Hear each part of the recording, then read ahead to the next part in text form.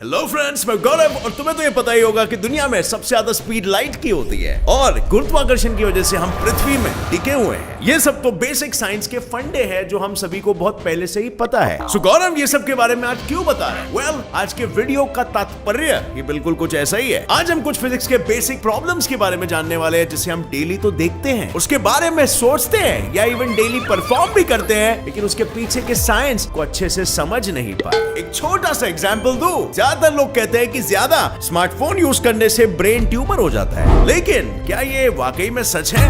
Well, anyway, रात को जब आप सोने से पहले अपने घर की लैंप को बंद करते हो तो अचानक से आपके कमरे में अंधेरा छा जाता है। और हमने तो सुना है ही कि लाइट सबसे तेज होती है स्पीड के मामले में, तो फिर क्या आपने कभी सोचा है कि अंधेरे की स्पीड क्या होगी या फिर इवन हवा की परछाई होती है क्या? और अब फ्रेंड्स, अगर ऐसे ही बहुत सारे सवाल और उसके पीछे के सही जवाब अगर आपको जानना है तो बने रहो इस वीडियो के एकदम एंड तक। और साइंस लवर्स लोगों के लिए ये बहुत ही स्पेशल होने वाला है, क्योंकि बहुत से सवालों के बारे में आपने पहले कभी सोचा भी नहीं होगा, लेकिन उनके जवाब भी आज आप इस वीडियो में जान के जाओगे। So let's start with the problem number 1, brain tumour. अब फ्रेंड्स, जैसे कि मैंने पहले भी कहा कि ज्यादातर लोग कहते हैं कि ज्यादा मोबाइल फोन्स यूज करने से ब्रेन ट्यूमर होता है, या फिर ये भी एक बात है जो काफी लोग बोलते हैं कि सोने के वक्त अपने तकिए के आसपास अपने मोबाइल को मत रखो, क्योंकि मोबाइल से रेडिएशन निकलेगी जिससे आपको ट्यूमर हो सकता है। पर आपको क्या लगता है, क्या वाकई में? अच्छा, ऐसे करते हैं, इसके पीछे के साइंस को जानते हैं और उसके बाद तुम खुद ये जान जाओगे कि ये सही है या गलत।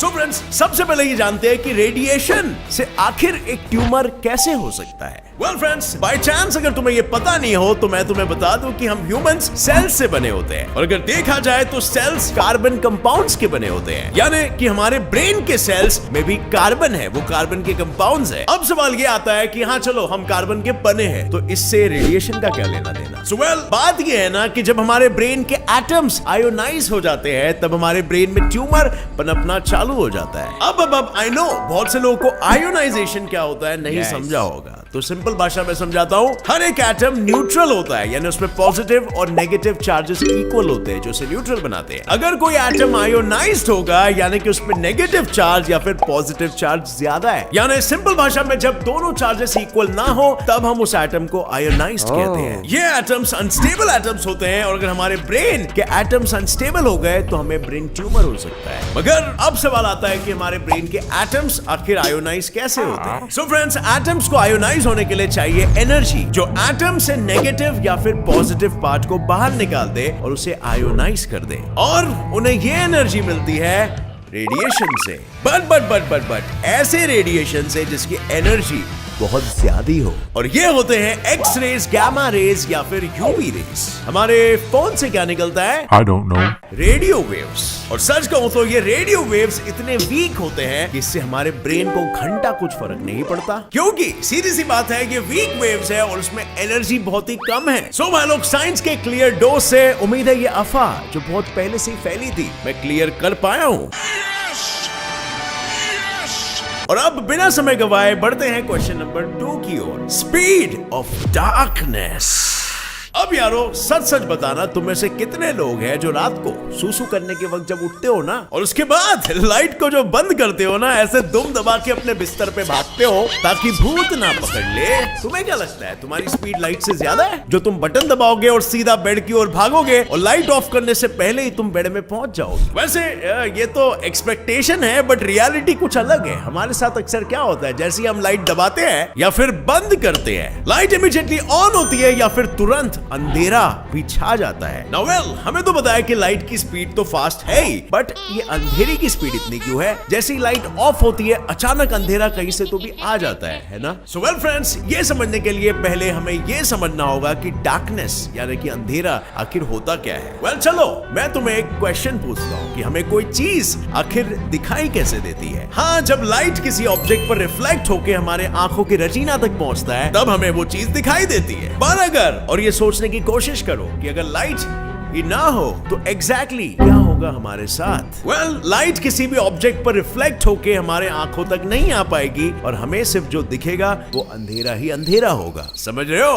अंधेरा करके कुछ होता ही नहीं है, वो तो बस एब्सेंस ऑफ लाइट है। यानी जिस स्पीड से लाइट बंद होगी उसी सेम स्पीड से हमें सारी चीजें भी दिखना बंद हो जाएगी। यानी अंधेरा छा जाएगा। एंड इसीलिए friends scientifically and safely you can say speed of darkness is equal to speed of light and vice versa. So आगे बढ़ने से पहले फ्रेंड्स हम बात करते हैं 4RA बुकमेकर ऐप के बारे में। ये गेमिंग साइट है जिसके थ्रू आप गेम्स खेलकर प्रेडिक्शन करके पैसे अर्न कर सकते हो। जैसे आपको स्क्रीन पर अभी एक गेम दिख रहा होगा, ये गेम खेलने के लिए आपको कुछ पैसे डिपॉजिट करने होते हैं और फिर आपको स्पिन करना होगा, और अगर आप लकी हो तो आप दुगना पैसा जीत सकते हो अगर आप लकी हो तो। और इसमें मिनिमम डिपॉजिट अमाउंट है 300 रुपीज, और जितना भी पैसा आप जीतोगे वो इजीली आप अपने पेटीएम में ट्रांसफर कर सकते हो। डिस्क्रिप्शन में दिए गए लिंक से आप चेकआउट करते हो तो आपको 200% का बोनस मिलेगा। मतलब अगर आप 300 रुपीज अपने अकाउंट में ऐड करोगे तो आपका 900 रुपीज हो जाएगा। सो अगर गेम्स में प्रेडिक्शन करके पैसे जीतने हो तो 4RA बुकमेकर ऐप को बिल्कुल ट्राई करना, लिंक डिस्क्रिप्शन में है। नंबर 3, सोडा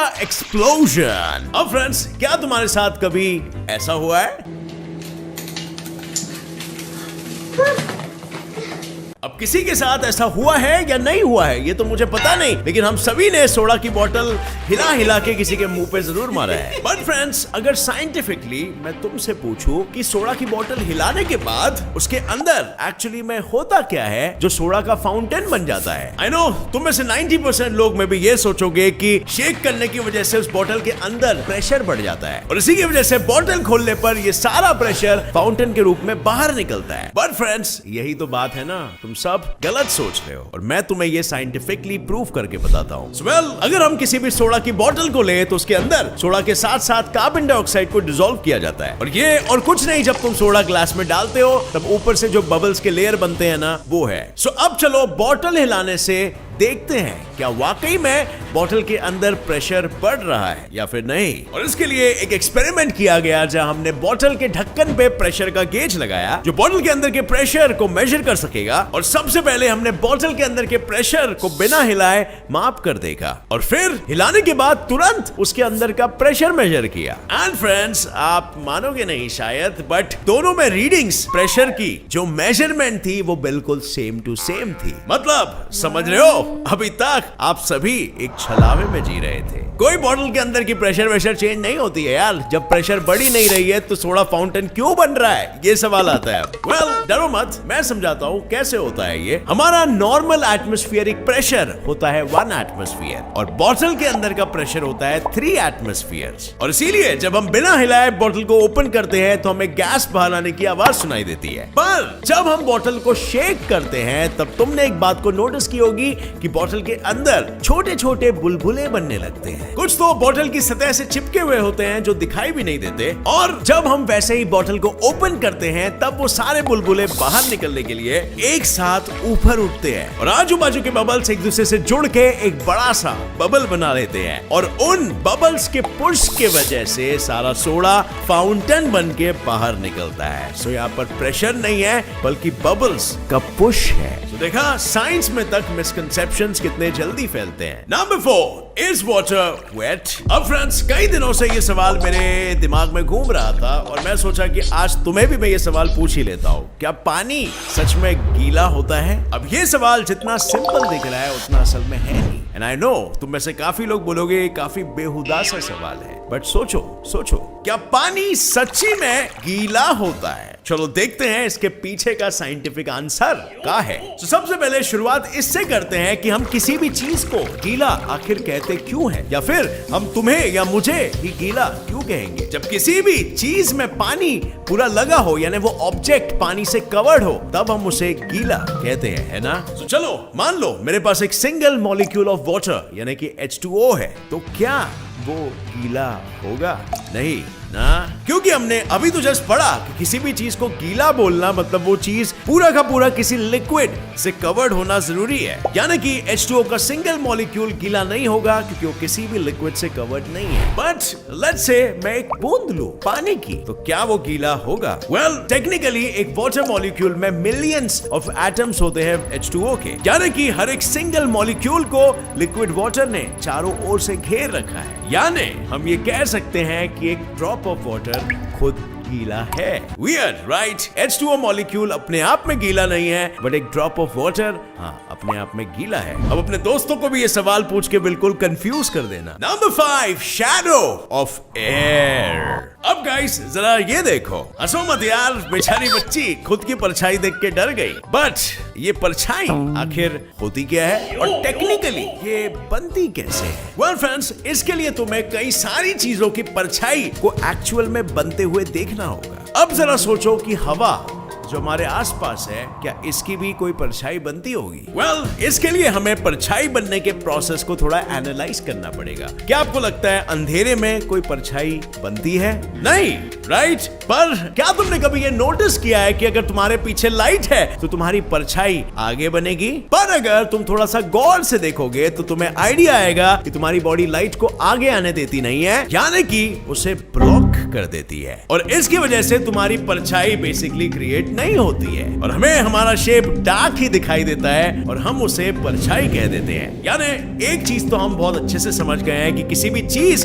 को परछाई कहना मतलब लाइट को ब्लॉक कर देना। हमें परछाई बनाने के लिए ये देखना होगा कि वो चीज लाइट को आगे आने ना दे, मतलब उसे ब्लॉक कर दे या फिर पूरा का पूरा रिफ्लेक्ट ही कर दे। तो फिर हवा की परछाई हो सकती है या नहीं? So the answer is yes, हवा की परछाई हो सकती है, मगर ये एक हाइपोथेटिकल एक्सपेरिमेंट है जिससे हम ये प्रूव करके तुम्हें दिखा सकते हैं। सो फ्रेंड्स, बात तो ये है ना कि इसके पीछे का साइंस हमने स्कूल में ही पढ़ लिया था, मगर हम सभी अनअवेयर थे। मैं बात कर रहा हूं टोटल इंटरनल रिफ्रैक्शन की, या फिर जिसे हिंदी में कहते हैं कुल आंतरिक अपवर्तन। इसमें हमने पढ़ा था कि लाइट जब लो डेंस ऑब्जेक्ट से हाई डेंसिटी वाले ऑब्जेक्ट में जाती है तो लाइट का पाथ थोड़ा सा टेढ़ा हो जाता है या फिर टर्न हो जाता है, और एक टाइम फिर ऐसा आता है कि लाइट इतनी टर्न हो जाती है कि वो फिर जहां से अंदर जाती है वहीं से फिर बाहर भी निकल जाती है। मतलब आसान भाषा में कहे तो सीधा यू टर्न मार लेती है, और ये सेम चीज कर सकते हैं हम हमारे एक्सपेरिमेंट में भी। चलो मान लो हमने एक बहुत ही ज्यादा डेंस एयर का एक ब्लॉक लिया और उस ब्लॉक को लाइट के सामने रख दिया। अब होगा ये कि लाइट उस ब्लॉक के अंदर जाएगी, बट टोटल इंटरनल रिफ्रैक्शन की वजह से पीछे से नहीं बल्कि आगे से ही वापस बाहर आ जाएगी। मतलब ब्लॉक के पीछे लाइट जा नहीं पा रही है, यानी वहां पर जो डार्क एरिया बना होगा वो और कुछ नहीं बल्कि होगा वो एयर की परछाई। सो फ्रेंड्स, ये थे कुछ अतरंगी ऐसे फिजिक्स के क्वेश्चंस जो हमने कभी ना कभी सोचे जरूर होंगे, और उनके पीछे का एक क्लियर एंड कंसाइज जवाब हमें शायद नहीं पता। पर फ्रेंड्स, सच्चाई तो ये है कि ऐसे कई सारे और भी सवाल है जिसके जवाब हमें आज तक नहीं पता है। जैसे कि फॉर एग्जांपल, समय, टाइम सिर्फ एक ही डायरेक्शन की ओर क्यों बढ़ता है? यानी इसका मतलब ना तो हम पास्ट में जाते हैं ना ही हम फ्यूचर में जाते हैं, हम तो सिर्फ प्रेजेंट यानी कि वर्तमान में ही इस ब्रह्मांड को अनुभव कर पा रहे हैं। बट क्या आपने सोचा है आखिर ऐसा क्यों? वेल फ्रेंड्स, हम तो अभी इस ब्रह्मांड के बहुत ही छोटे से जीव हैं और हमें बहुत कुछ जानना बाकी है, और शायद वही हम कर रहे हैं इस वीडियो के जरिए। सो अगर आपको ऐसे ही और क्वेश्चंस आते हैं जिसमें साइंस इन्वॉल्व है और आपको उसका जवाब नहीं मालूम, तो नीचे कमेंट्स में आप पूछ सकते हो, और नेक्स्ट वीडियो में हम कोशिश करेंगे उन्हें एड्रेस करने की। नए हो इस चैनल पर तो अभी सब्सक्राइब कर लो और नोटिफिकेशन बेल ऑन कर लेना ताकि आगे आने वाली हमारी कोई भी वीडियो की अपडेट को आप मिस ना कर सको। As always friends, stay curious, keep learning and keep growing. जय हिंद।